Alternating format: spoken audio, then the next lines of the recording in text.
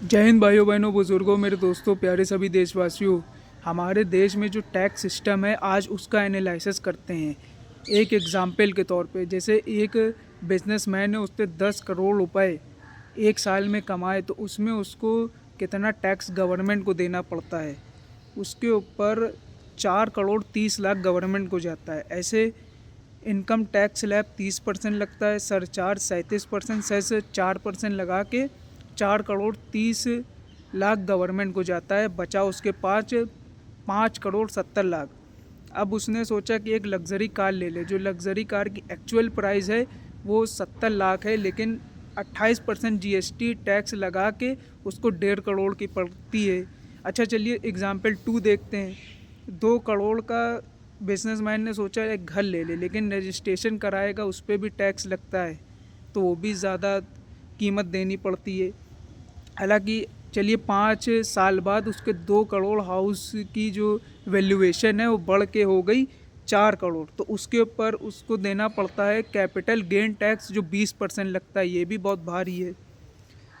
अच्छा, ये दोनों ना करके उस बिजनेसमैन ने सोचा इन्वेस्ट कर दें स्टॉक मार्केट में 2%।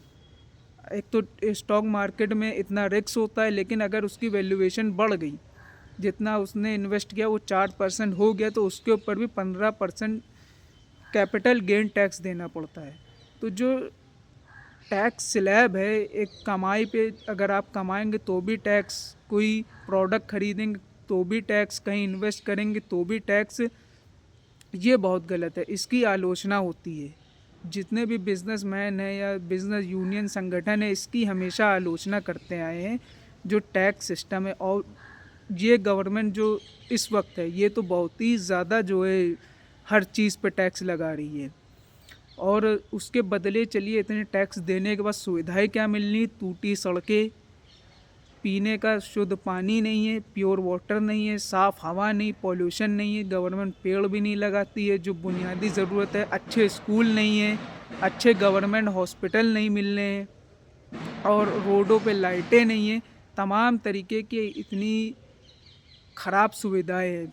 मेन सिटीज़ जिनको मेट्रोपॉलिटन सिटीज़ कहते हैं वहाँ पे भी आप जाएंगे एरियो में तो भी आप देखेंगे कि टूटी सड़कें, खराब व्यवस्था के साथ अपना व्यक्ति जीवन बिता रहा है जैसे तैसे।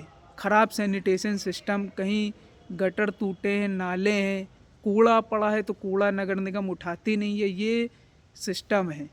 और टैक्स आप इतना भारी ले रहे हैं और सुविधाएं जनता को ये मिल रही है इतनी खराब।